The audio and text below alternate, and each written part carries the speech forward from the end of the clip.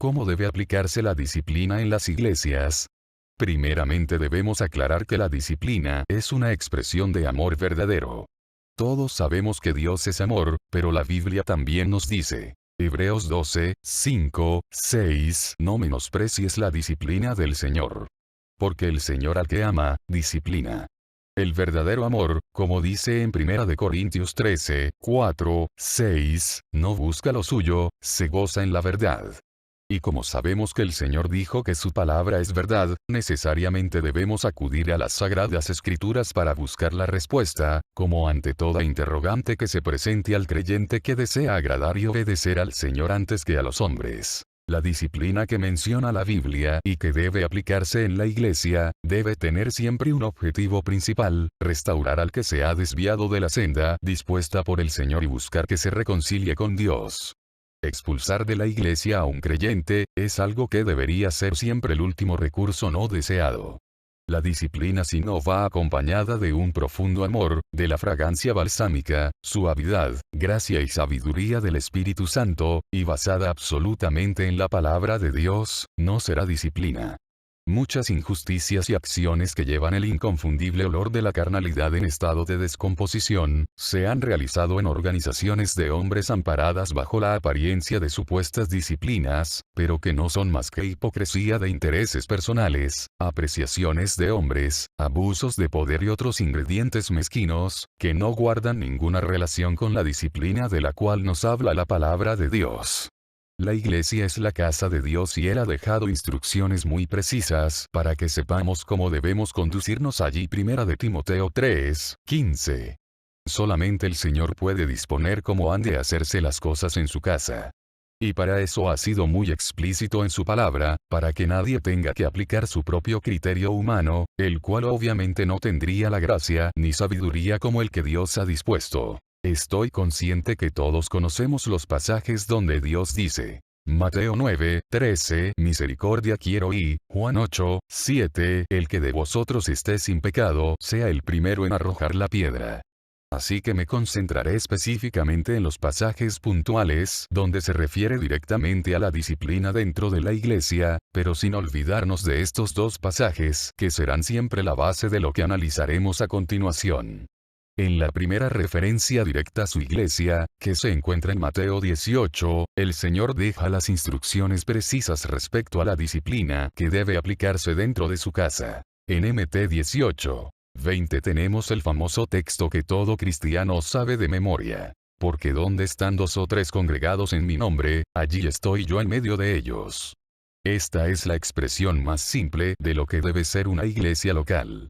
2 o 3 creyentes, pero con el Señor en medio de ellos. No como lo encontramos en la última iglesia de la Odisea en Apocalipsis 3, 20, donde se encuentra afuera, llamando a la puerta para que lo dejen entrar. Pero precisamente en este pasaje de Mateo 18, 20, donde está especificando lo que será una iglesia local, los 5 versículos anteriores los ocupa para señalar los pasos que deben darse para aplicar su disciplina en ese lugar. Una simple lectura del pasaje nos bastará para entender que deben darse 3 pasos y en el orden señalado por él, para que la disciplina sea conforme a la voluntad del Señor, antes de llegar a la expulsión. Primero Mateo 18, 15, si tu hermano peca contra ti, ve y repréndele estando tú y él solos, y si te oyere, has ganado a tu hermano. Se aprecia claramente que el objetivo es ganar al hermano. Naturalmente se está refiriendo a un caso entre 2 hermanos, pero cuando es algo que compete a toda la iglesia, no cualquier hermano debe encargarse de esa delicada labor, sino que solamente los que están calificados por el Espíritu Santo. Gálatas 6, 1, si alguno fuere sorprendido en alguna falta, vosotros que sois espirituales, restauradle con espíritu de mansedumbre, considerándote a ti mismo, no sea que tú también seas tentado. Segundo Mateo 18, 16, si no te oyere, toma aún contigo a 1 o 2, para que en boca de 2 o 3 testigos conste toda palabra. Cuando la conversación privada ha fracasado, se debe intentar probar con la compañía de 1 o 2 hermanos. Tercero Mateo 18, 17 si no los oyere a ellos, dilo a la iglesia. Cuando han fracasado los 2 pasos anteriores, será necesario comunicar a la iglesia sobre este problema. pero se aprecia claramente que esto debe hacerse antes de expulsar al hermano, para que toda la iglesia tenga la oportunidad de orar por ese tema específico. Lamentablemente vemos en el día de hoy, que aquellos que se han instalado como reycillos en la casa de Dios, solamente se limitan a comunicar, y cuando lo hacen, de la decisión que ellos tomaron de expulsar a un hermano de la comunión. Esto es lo que también reitera Pablo cuando está dando las instrucciones para que sepamos cómo debemos conducirnos en la casa de Dios.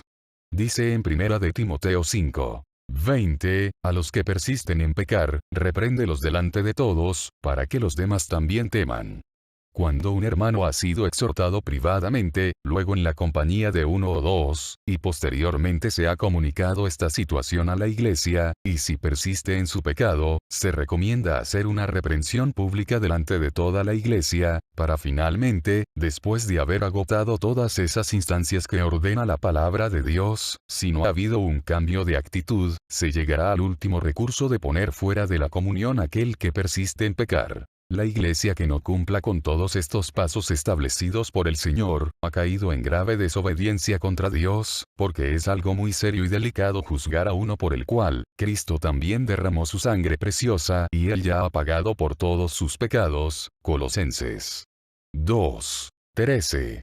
En un caso así, no se puede decir que el Señor es quien manda allí ni que Él es el centro de ese lugar, porque ha sido usurpado por los hombres que arbitrariamente han hecho las cosas de otra manera y no como el Señor ordena en su palabra.